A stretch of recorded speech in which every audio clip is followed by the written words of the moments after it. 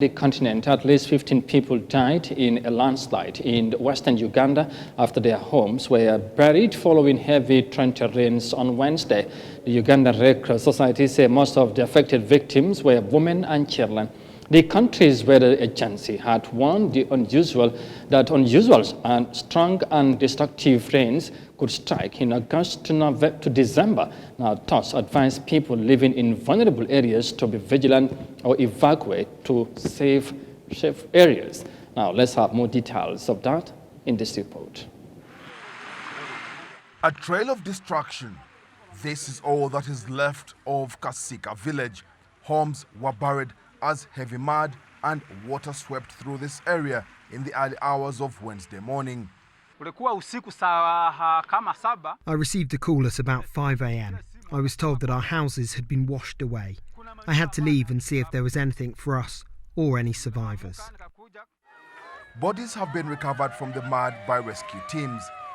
The Uganda Red Cross Society says many of them, women and children. Some of the survivors were rushed to hospital, but many more people are believed to be missing. The damage appears big. We are still trying to find if any more bodies are there, and we are also trying to take a head count of the people around that were living at the center, so that we can manage to identify how many are missing. Landslides are a common occurrence in this part of Uganda. There have been warnings that such disasters may be on the increase as more rains are expected this month.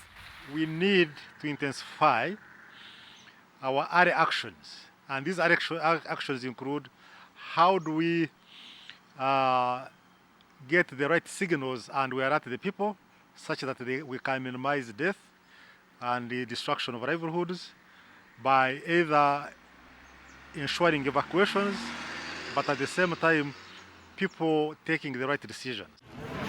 Emergency response teams are now on the ground to assess the extent of the damage.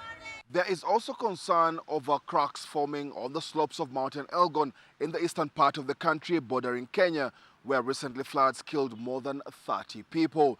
And as the country continues to receive heavy rains, the government has ordered people living in flood and landslide-prone areas to relocate to safer ground.